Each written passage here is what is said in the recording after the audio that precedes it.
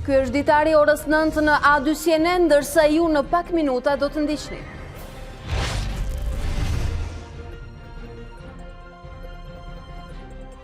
Pas një viti të gjatë përplasjesh në krizën politike, krijohet Këshilli Politik, një organ jashtë parlamentar që synon arritjen e konsensusit brenda datës 15 mars. Ndërkombëtarët përshëndesin nisjen e dialogut.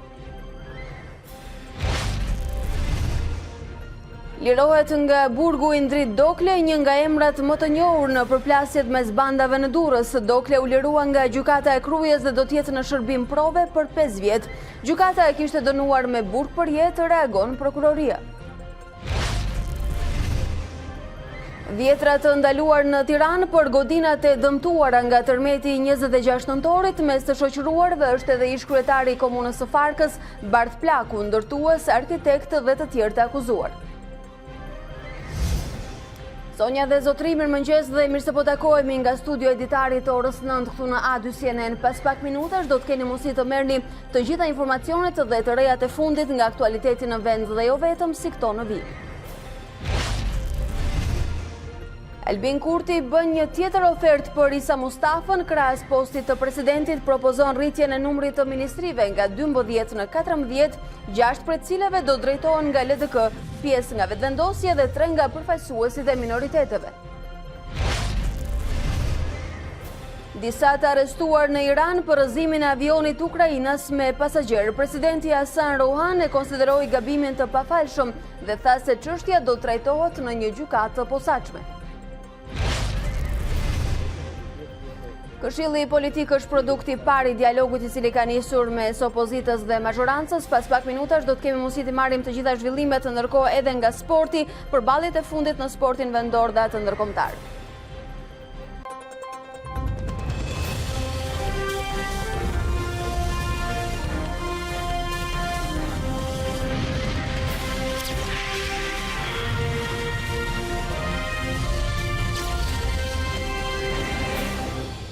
Të nderuar shikues, me agjendën politike dhe zhvillimet intensive të orëve të fundit në politikën e vendit, do ta nisim edhe këtë hapësirë të parë informative për sot në A2CNN.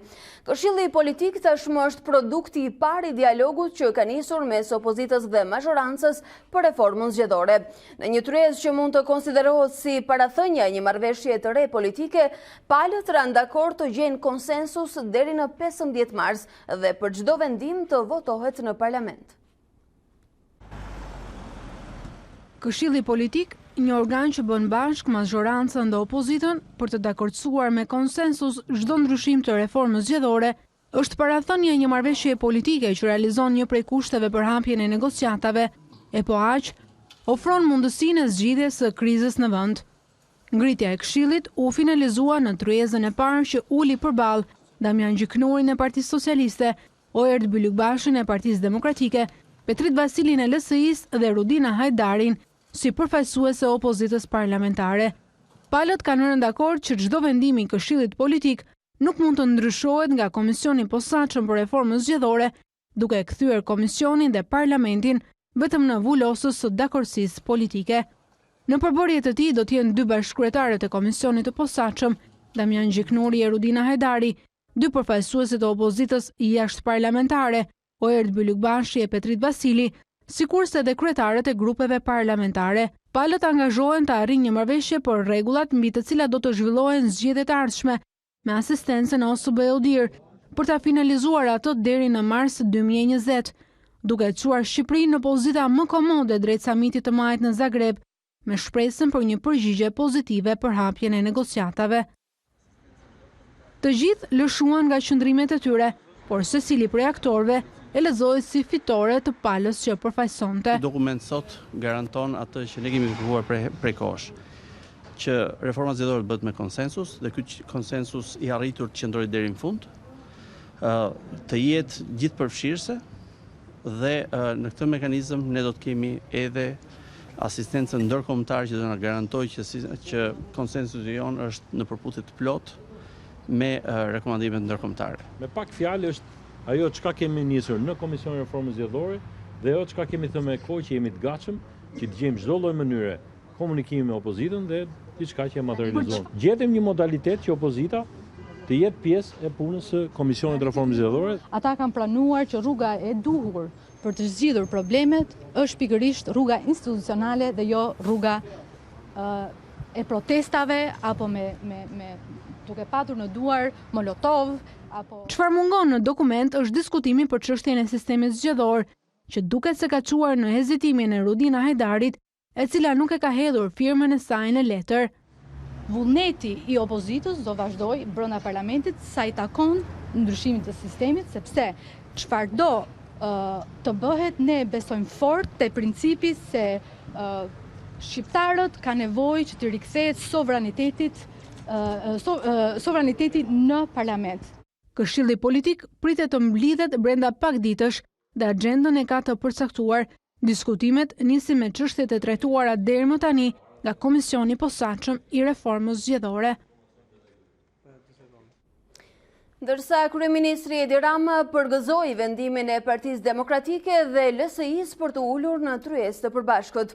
Përtej më shumë se një viti të humbur në rrugën e konfliktit të çuar deri në ekstremin e mosarsyes, duhet përgëzuar ky rikthim i arsyeshëm në tryezën e dialogut për shkallën e parë të reformës zgjedhore, ku të gjitha rekomandimet e OSBE-Odirit do të integrohen në ligjin zgjedhor, është shprehur kryeministri. Por firmosja e kuadrit të bashkëpunimit u paraprin nga një deklaratë e Lulzim Bashës, i cili tha se ulja për reformën zgjedhore nuk do të thotë zgjidhje e krizës një vjeçare, e cila lindi me djegjen e mandateve. Kryedemokrati e cilëson atë një hap të parë që pati përsëri ndërmjetësimin e ndërkombëtarëve. Edhe kjo marrëveshje e fundit politike që uli palët në dialog për reformën zgjedhore u mundsua nga të njëjtët aktor, ndërkombëtarët. Këtë herë ata punuan në heshtje duke negociuar mes Damian Gjiknurit dhe Oherd Bylykbashit, e duke nxitur palët që të linin kushtet dhe të shikonin në sy rivalin. Kjo vizitë e fundit e britanikut Duncan Norman në selinë e PD-s, vetëm një ditë para marrëveshjes politike, është ndër të pakta dëshmitë të kësaj përpjekje diplomatike që u konfirmua dhe nga Lulzim Basha. Me ndihmën e faktorit ndërkombëtar kemi mundësuar një proces, dua të falenderoj faktorin ndërkombëtar, në veçanti përfaqësuesit e Bashkimit Evropian dhe Shteteve të Bashkuara të Amerikës dhe të Mbretërisë së Bashkuar për ndihmën e jashtëzakonshme që kanë dhënë për të shtyrë drejt një produkti i cili është vonuar 4 muaj dhe s'duhet vonohet më asnjë ditë. Kryedemokrati e bëri të qartë se kaq nuk mjafton për të zgjidhur krizën politike. Opozita e bashkuar dhe jam i bindur, shumica dërmuese shqiptarëve duan dhe meritojnë një fund sa më të shpejtë të kësaj krize politike që mund vi vetëm përmes zgjedhjeve të parakohshme parlamentare dhe zgjedhjeve vendore të mbajtura në një ditë. Pasi takoi aleatët e tij më të vegjël, Basha nënvizoi 3 pikat mbi të cilat duhet të finalizohet marrëveshja politike për reformën zgjedhore. Krijimin e një mekanizmi gjithëpërfshirës dhe transparent, me pjesëmarrjen e forcave politike dhe mundësinë dhe aksesin e çdo faktori tjetër shoqëror, qytetar dhe të grupeve të interesit. Së dyti, miratimin me konsensus jashtë parlamentit dhe Komisionit të Reformës Zgjedhore të çdo propozimi për reformën zgjedhore. Së treti, kalimin e çdo aspekti të miratuar me konsensus pas një ndryshim në seancën plenare. Sa i përket sistemit, ai është i gatshëm për ta diskutuar, por sipas tij, problemet me zgjedhjet shqiptare nuk zgjidhen me një palë këpucë të reja, siç shpreh Basha. Për të arritur te kjo marrëveshje politike, të gjitha palët janë detyruar të heqin dorë nga ato që i quanin kushte të panegociueshme. Nga një anë, demokratët pranuan Edi Ramën dhe Damian Gjiknurin, ndërsa socialistët i dhanë vendimarrje një mekanizmi jashtëparlamentar. Lëshimi dhe heqja dorë është i vetmi kusht i çdo negociate dhe marrëveshja që uli opozitën përballë mazhorancës nuk doli jashtë këtij rregulli. Bundestagu me kushtet e tij detyronte të gjithë që reformën zgjedhore ta bëjnë së bashku me konsensus dhe këtu mori fund loja e përjashtimeve. Demokratët ulën në tryezë me 3 kërkesa, ku bie në sy mungesa e lejtmotivit disa mujor të protestave të tyre. Largimi i Edi Ramës është hapi i parë i panegociueshëm, hapi që do t'i hap rrugë zgjidhjes politike të krizës. Jo vetëm që Edi Rama nuk iku, por demokratët u detyruan të pranojnë dhe bashkëkryetarin socialist të reformës zgjedhore Damian Gjiknuri, të cilin më herët e donin në burg. Me qoftë se ideja e reformës zgjedhore përfshin Damian Gjiknurin, atëherë le të ftojnë edhe Ymer Lalën, le të ftojnë edhe Safet dhe Enver Bajrin, le të ftojnë Emiliano Shullazin. Përgjimet e publikuara nga Bild mbi zgjedhjet në Tibër e bënin Gjiknurin të papranueshëm në sytë e opozitës. Tërmbet. Po, tërmbet. Sot shtrëngimi i duarve mes Blykbashit dhe Gjiknurit risjell në mendje atë të vitit 2017 mes shërave përkatës, ndërsa Lulzim Bashës i mbetet vetëm justifikimi. Unë nuk mund të flas për përgjegjësinë apo pa përgjegjësinë e palës tjetër, dhe se këtë caktojnë ata për t'i përfaqësuar. Demokratët refuzuan dhe ish deputetin e tyre që kishin bërë hasha pasi nuk pranoi dorëzimin e mandatit, ndonse ndërkohë Rudina Hajdari ishte bashkëdrejtuese e Komisionit të Reformës. Asnjë komision që ka në përbërje dhe drejtim individ që nuk përfaqësojnë opozitën, nuk mund të përcaktojë rregullat për pjesëmarrje në zgjedhje të partive politike opozitare. Por Bundestagu Gjerman kërkon dakordsinë e të gjithëve, përfshirë opozitën parlamentare, ndaj Rudina Hajdari arriti ta ruante karrigen, por humbi sistemin zgjedhor, ndryshimin e të cilit e kishte kthyer në kal beteje. Edhe socialistët u detyruan të heqin dorë. Për muaj me radhë nënvizuan se njohin vetëm institucionet dhe parlamentin, por pranuan që mbi 120 deputet t'i kthejnë në noter të një marrëveshje të dakordsuar nga 4 persona jashtë kuvendit.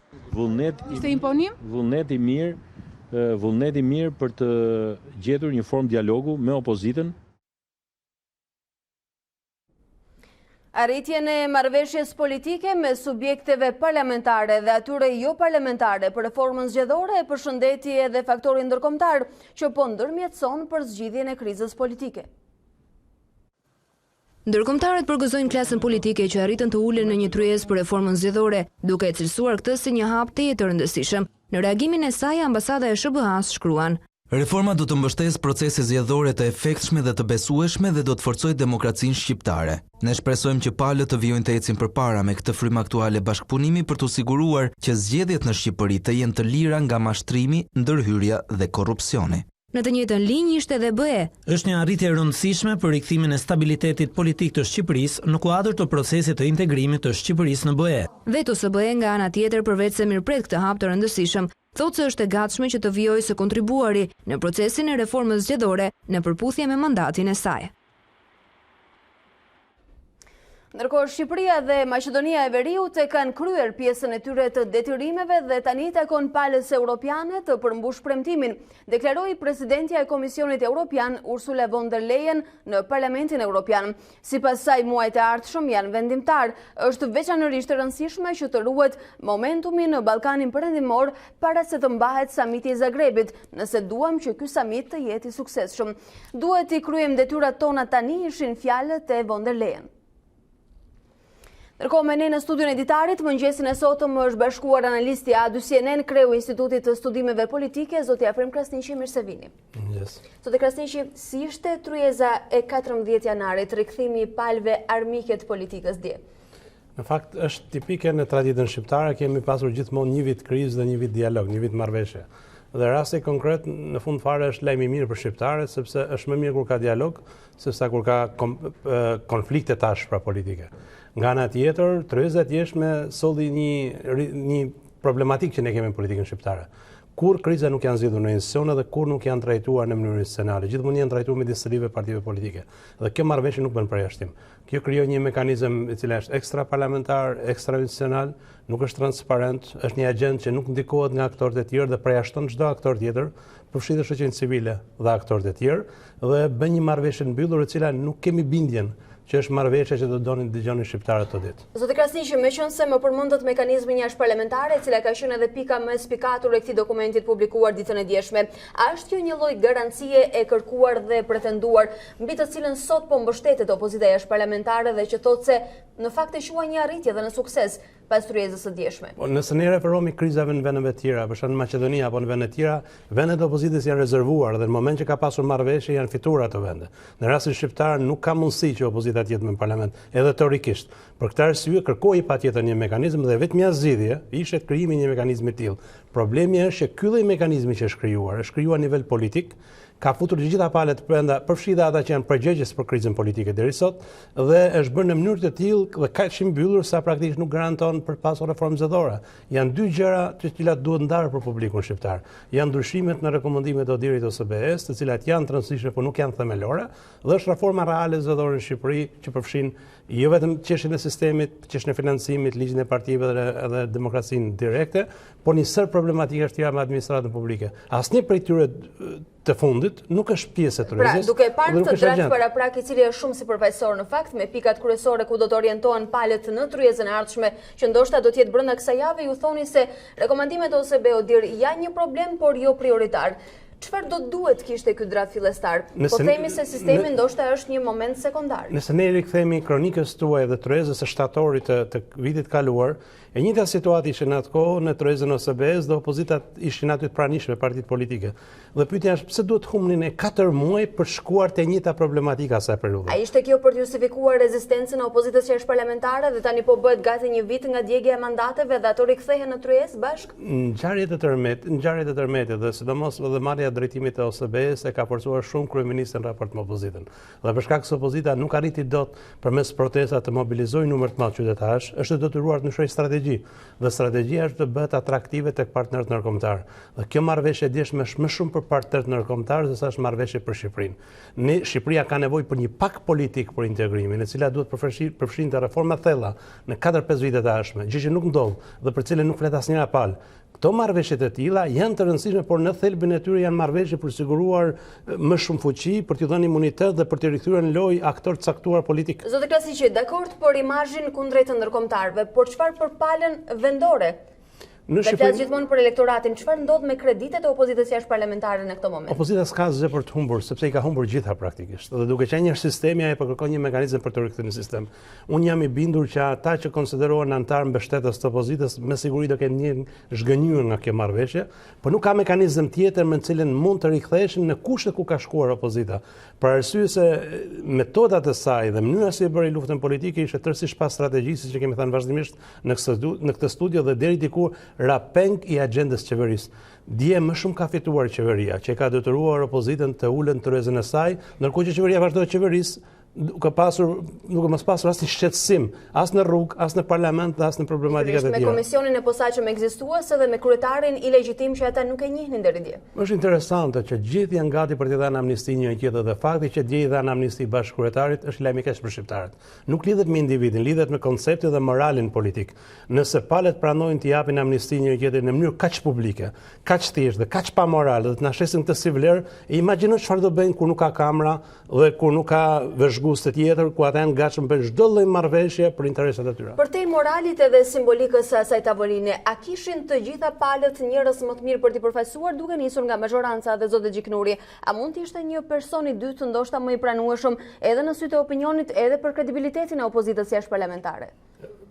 Partia Socialiste ka ndëshuar disa ekspertë dhe eksperti më i mirë për reformën zgjedhore i Partisë Socialiste ka qenë zoti Bleqi Quqi, me të cilën mund dialogoj pavarësisht se është çështje e raportit që kanë individët në partitë politike. Te Partia Demokratike kanë pasur negociatorin më të mirë, LSI-ja ka dërguar një figurë politike, kurse opozita ka pasur përfaqësues në vetme me të cilat ka kredenciale ndërkombëtare në atë grup. Kështu që është një lloj zgjidhje momenti e kufizuar për shkak rrethanave specifike, por nuk është vendimmarrja e saj tavaline, asnjë prej atyre aty nuk merr vendime. Vendimet merren nga liderit politik, të cilët kanë pasur ura komunikimi të vazhdueshëm të periudhë përmes kanaleve të tjera, jo vetëm diplomatë ndërkombëtar, ka pasur edhe biznesmen shqiptar të përfshirë në negociata midis tyre dhe individë të tjerë, të cilët janë munduar të ofrojnë imunitet për njëri tjetrin dhe është interesante. Kjo është marrëveshje që vjen rreth një muaj pas krijimit të SPAK-ut dhe është gati një lloj koalicioni i cili gati krijon një situatë hermetike ndaj çdo hetimi që do fillojë ndaj figura kryesore politike në emër të konsensusit. Reforma zgjedhore, një lloj koalicioni anti-SPAK.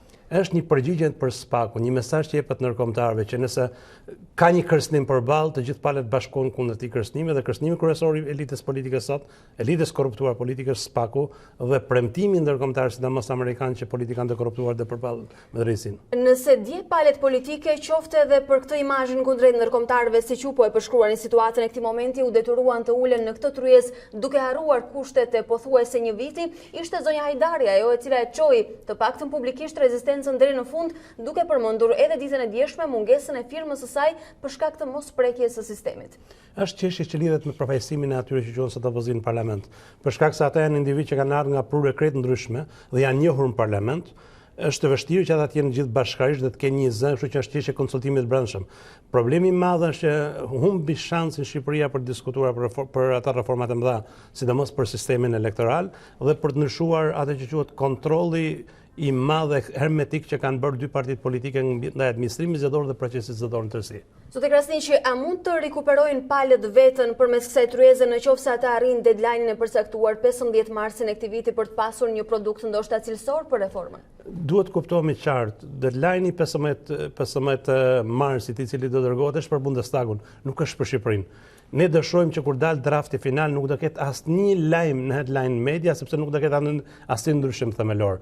Ajo çfarë do ndodhë në të periudhë është që do shfrytëzohet ky moment i caktuar për negociata të tjera politike, sepse pyetja e çdo qytetari thjesht është kur ju mlidheni dhe bini dakord për zgjedhjet, për problematikën e përfaqësimit, po pse s'bini dakord pastaj për gjërat e tjera të rëndësishme që presin dhe janë në agjendën parlamentare, si janë çështjet e integrimit, çështjet e reformës në drejtësi, çështjet e luftës ndaj korrupsionit dhe çështjet e institucioneve të pavarura.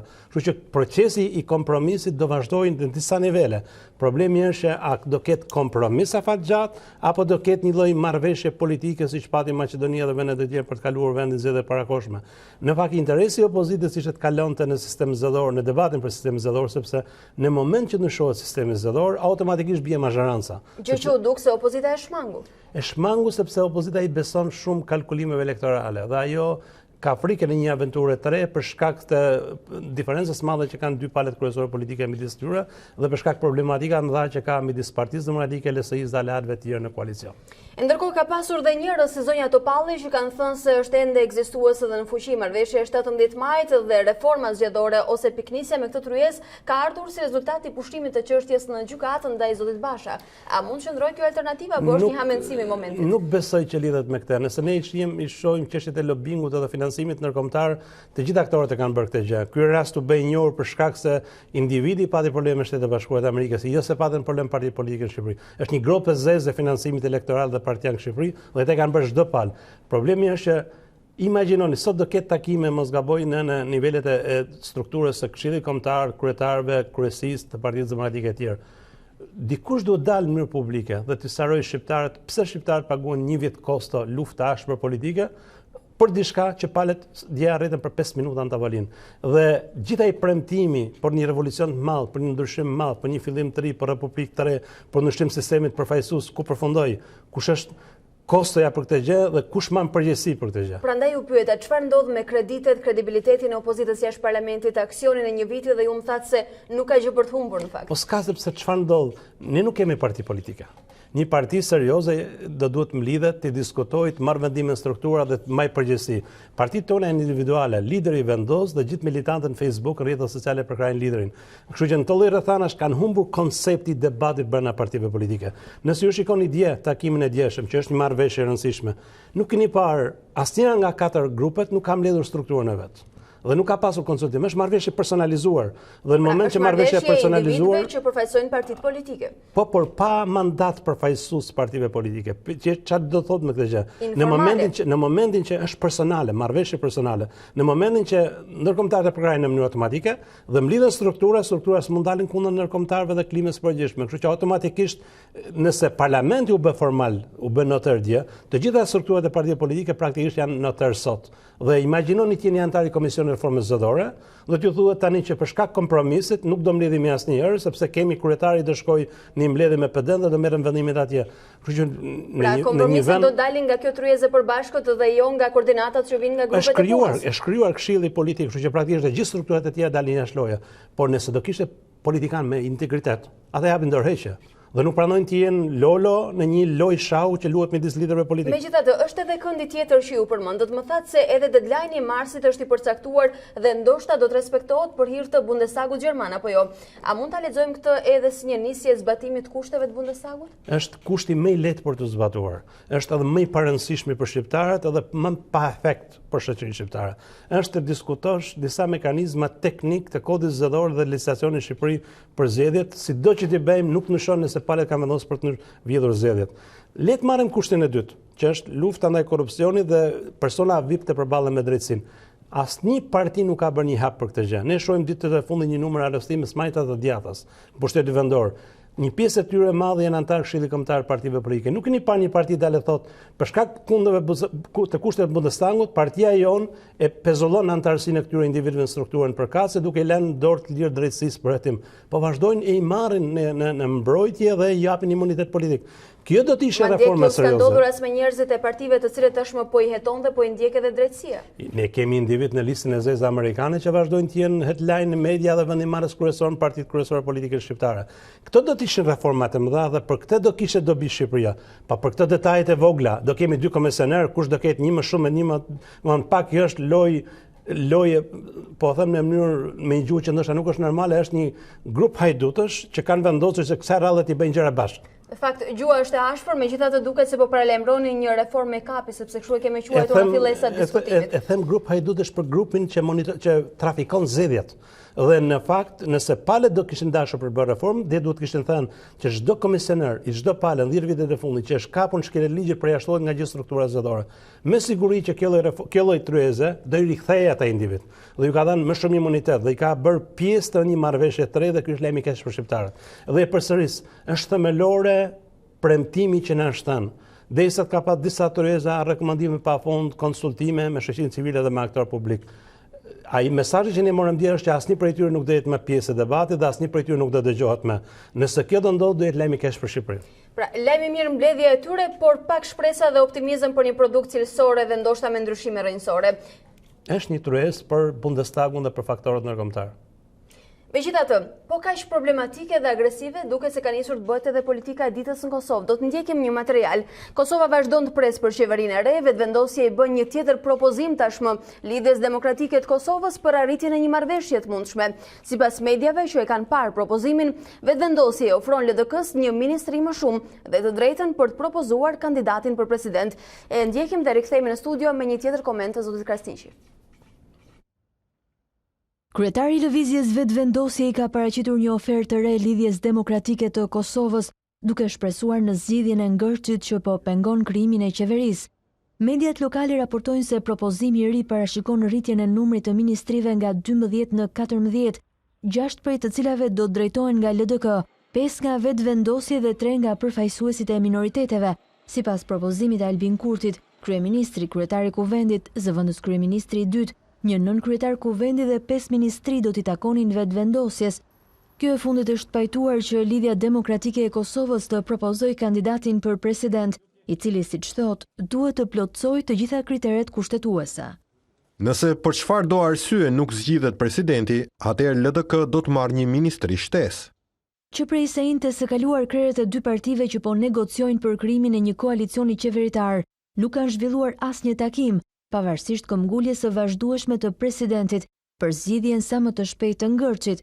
Kurti i kërkoi të hënën Hashim Thaçi të mos ushtrojë presion e të mos tejkalojë kompetenca duke ndërhyrë në proces, ndërkaq që ambasadori amerikan Philip Kosnat vizitoi një ditë më parë selinë e Lidhjes Demokratike të Kosovës, nga ku i bëri thirrje 2 palëve të formojnë sa më shpejt qeverinë, por kreu i LDK-s tha pas takimit se zgjidhjen për marrëveshjen e ka vetëvendosja. Zotë Krasniqi, në fushat zgjedhore premtua, madje tham se është e domosdoshme që të reduktohet numri i ministrive në Kosovë, sepse ato janë panevojshme, nuk kanë funksion. Sot, në kuadër dhe në të mirë të një marrëveshje, ata po propozojnë të shtojnë ministrit, ndërkohë i shtojnë edhe kompetencat njëri tjetrit. Si e shihni? Është një çmim që duhet paguar në momentin që 2 palët politike kanë diferencë minimale. Vetëvendosja dhe LDK-ja kanë 1 deri në 2 mandate diferencë, kështu që asnjëra palë nuk mund të imponohet palës tjetër në mënyrë të njëanshme.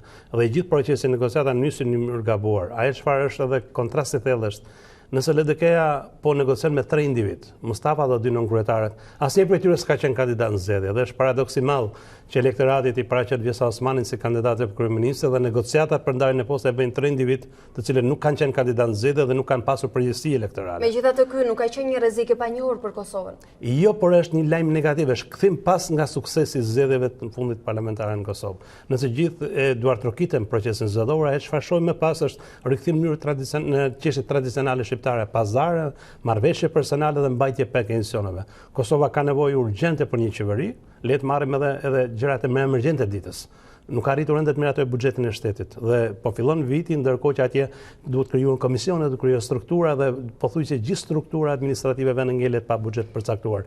Dhe kjo është një kosto e madhe. Nga aspekti tjetër, këtë lloj kronika shkon ne shohim ambasadorë që shkojnë për të negociuar për palë, tregojnë dobësinë e madhe të aktorëve politik vendor. Pikërisht, duket se shqetësimi më i madh edhe i elektoratit në Kosovë është mundësia e krijimit të një koalicioni dhe qeverie kredibiliteti, besueshmërie dhe transparence, siç ata prisnin kur votuan në këto zgjedhje. Është një koalicion i detyruar për të krijuar. Unë nuk kam dilemë që palët nuk do arrijnë për të bërë kompromis. Problemi është me çfarë çmimi dhe kur do arrihet ky kompromis. Dhe problemi tjetër është edhe një lloj problematike.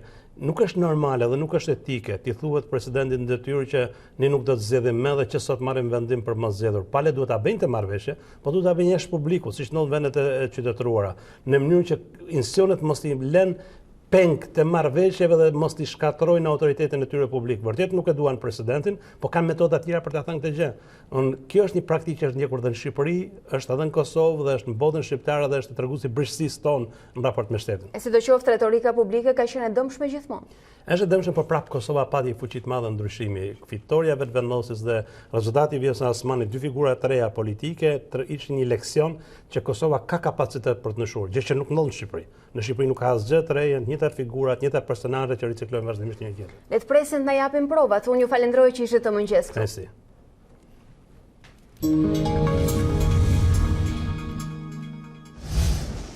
Ndërkohë ne i rikthehemi informacioneve, mbetemi tek aktualiteti. Prokuroria e Krujës paralajmëroi apelimin e vendimit të gjykatës që liroi nga burgu të dënuarin për jetë Endrit Dokle, ish antarin e bandës së Durrësit.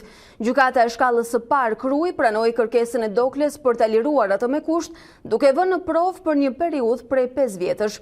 Vetëm pak orë pas lirimit të tij, prokuroria tha se kishte kërkuar rrëzimin e kërkesës me arsyetimin se nuk plotësohen kushtet ligjore, por edhe se nuk ekzistojnë të provuara arsyet e veçanta që kërkon norma.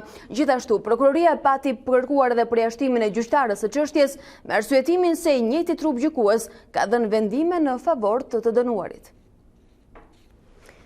Një aksion i gjerë është ndërmarrë edhe nga policia e Tiranës pas tërmetit shkatrimtar të 26 nëntorit që shkaktoi vdekjen e 51 personave. 27 persona tashmë janë arrestuar, ndërkohë që prokuroria ka lëshuar rreth 40 urdhër ndalime. Mes tyre ka urdhër ndalimi për ish-kryetarët e komunës së Farkës dhe Kasharit, Fatbardh Plaku dhe Besnik Fuqia. Gjithashtu urdhër ndalimi ka edhe për shefin e urbanistikës në Vor, Luan Beta. Një prej institucioneve të dëmtuara nga tërmeti 26 nëntorit është edhe hipoteka e Tiranës, e cila është vendosur në periferi. Megjithatë, qytetarët të cilët po i marrin shërbimet pranë sporteleve të Adisas vazhdojnë dhe ndërkohë në një pallat në zonën e Brylit, i cili është shpallur i pabanueshëm së fundmi, por që nga dita e tërmetit banorët kanë jetuar atje. Përpos dëmtimeve të rënda, tërmeti 26 nëntorit ka sjell edhe pasoja që po japin efektet në ditët e sotme. Një prej tyre është hipoteka e Tiranës, godina e së cilës është dëmtuar dhe tashmë ky institucion është vendosur në periferi të kryeqytetit, afër Rinasit, aty ku po transferohen edhe mijëra dosje si dhe një pjesë e madhe e stafit. Megjithatë, qytetarët po i marrin shërbimet te zyrat e Adisës, aty ku kanë qenë zyrat e vjetra të hipotekës. Janë spostuar specialistët diku në një vend tjetër, në ambientet tjera për arsye sepse me çka ndjeni do të bëhet rikonstruksion i godinës. Qytetarët duhet të hapin një email dhe nëpërmjet këtij emailit futen në portal dhe aty pastaj aplikojnë për shërbimin që ka nevojë. Nesin me telefon, se do të online, që e thonë, do vi nesin me telefon që marri punë. Nuk e di, të prishët të interneti këtu, dje i prishën, nëse të prishën, nuk e di. Një tjetër problematik haset te ky pallat në Tiranë. Ndonë se kanë kaluar disa javë nga tërmeti i madh, Instituti i Ndërtimit e ka vendosur këtë shenjë vetëm ditën e djeshme në një pallat këtu tek Bryli. 20 banorë që banojnë këtu janë pajisur me këtë dokument vetëm ditën e djeshme. Akt konstatimi që e nxjerr pallatin të pabanueshëm mban datën 20 dhjetor 2019 dhe deri më sot banorët kanë jetuar atje. Specialistët këshillojnë për aplikim për bonus qeraje deri në një ekspertizë tjetër më të detajuar. Zhbllokohen doktoraturat në universitete. Ministri e Arsimit Besa Shahini njoftoi rihapjen e ciklit të tretë të studimeve, ndërsa ftoi fakultetet të nisin aplikimet. Ndërkaq ministria shpalli 8 maj datën e zgjedhjeve si dhe kriteret për drejtuesit e ri të universiteteve.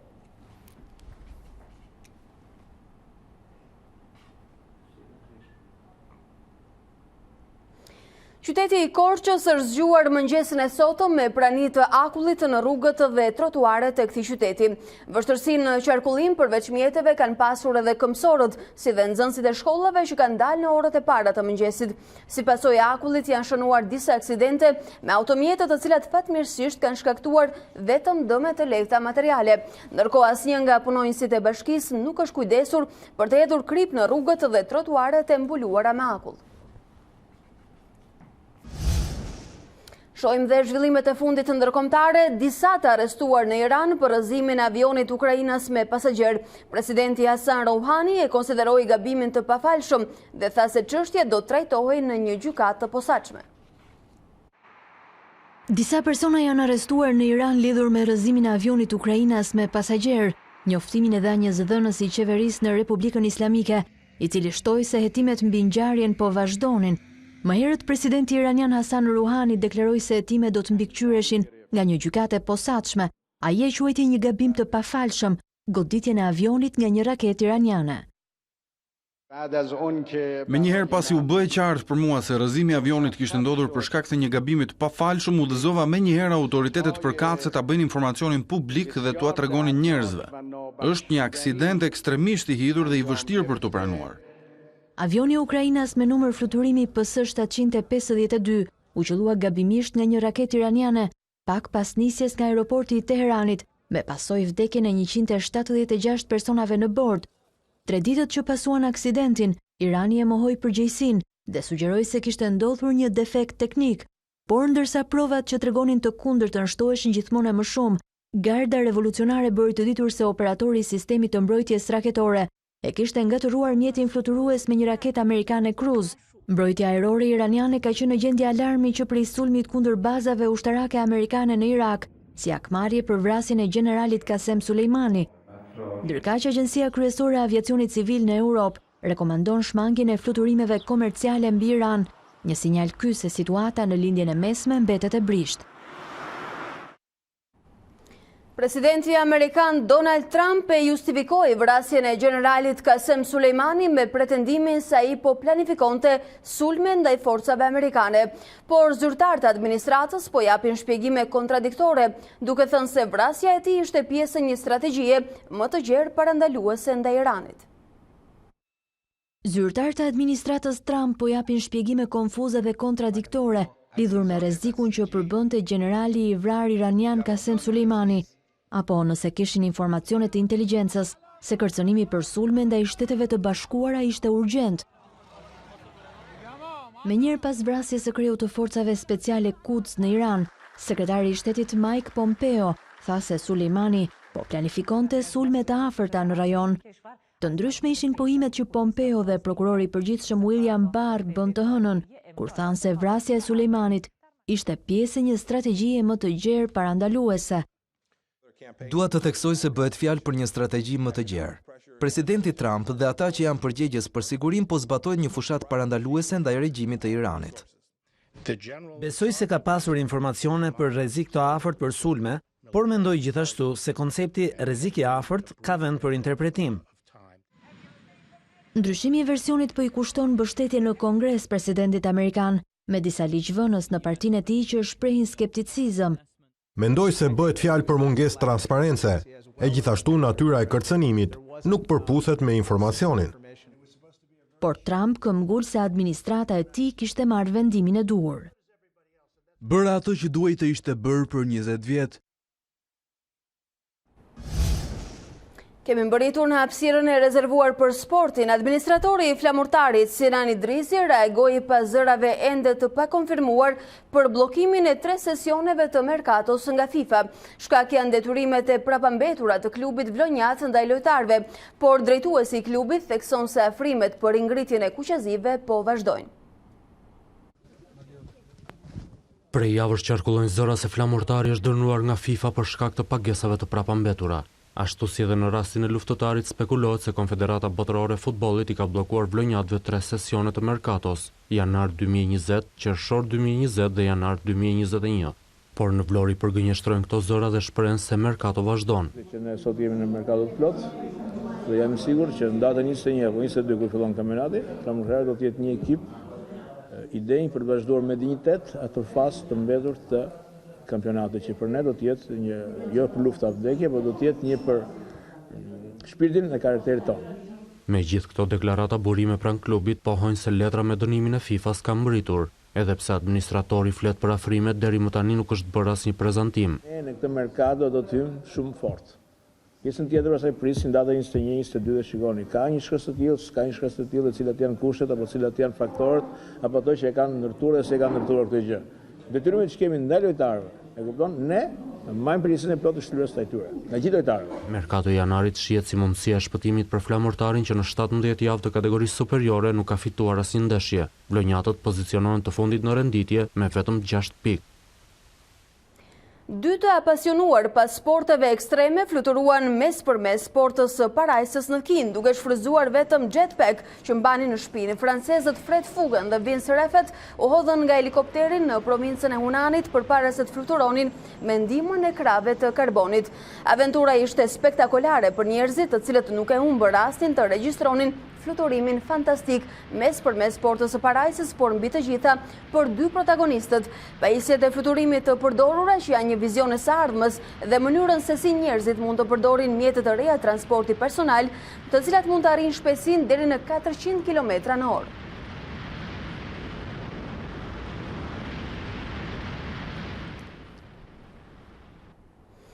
Në gjysmën e parë të këtij muaji, janari na ka dhënë shumë orë dhe ditë me diell, por si do të jetë gjysma tjetër me rreshje shiu apo jo, na e thot Tanja Porja mëngjesin e sotëm.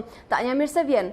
Mirëmëngjes Alba, mirëmëngjes shikues të A2-sine. Në fakt pjesa e parë e janarit ka patur kryesisht më të kthjellët, e tillë mbetet edhe pjesa e dytë, përjashtuar datën 19 deri nga data 21 ku presim rreshje në territor, por rreshje në sasi shumë të pakta, ndërsa temperaturat në pjesën e parë dhe ditën e parë të janarit kanë qenë të ulta, ndërkohë në këtë javë që ne sapo kemi kaluar kanë qenë temperaturat të larta dhe kryesisht gjatë orëve të mesditës, edhe gjysma e dytë e muajit janar sjell temperatura të njëjta me këtë tablon e kësaj jave, pra nga 0 deri në 16 gradë Celsius, megjithatë sërish ka një përjashtim, pas data 19 me 21 thamë që do të ketë prezencë të rreshje, por sasi të pakta, ndërkohë nga data 21 me datën 24 presim një rënje të theksuar të vlerave termike në territor, duke bërë që sërish në zonat malore termometri të zbres të paktën 7 gradë në 0 në zonat e thella malore, por sërish pas 3-4 ditësh stabilizohet tabloja termike në territorin shqiptar dhe presim temperatura nga -2 deri në 15 apo 16 gradë Celsius.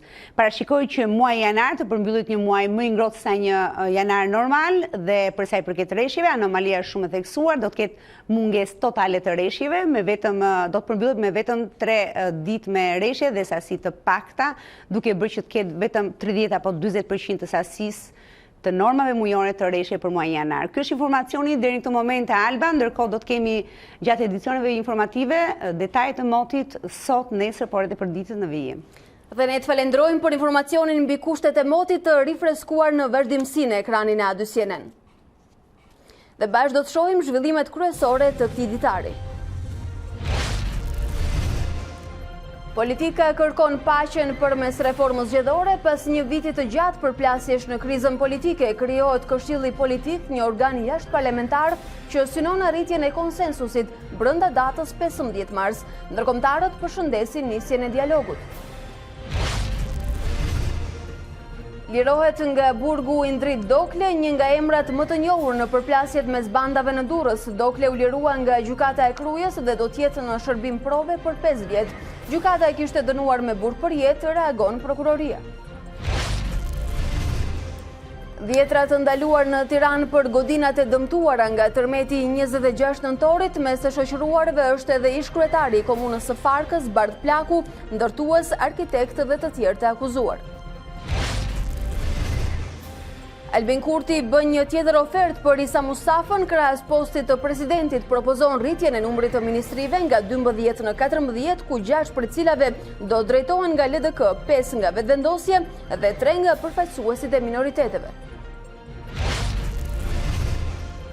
Disa të arrestuar në Iran për rrëzimin e avionit ukrainas me pasagjer, presidenti Hasan Rouhani e konsideroi gabimin të pafalshëm dhe tha se çështja do trajtohej nga një gjykate posaçme. Nga vendi i fundit dhe rreziku i rënjes nga kategoria të spekulimet e bllokimit të merkatos për shkak të borxheve të prapambetura.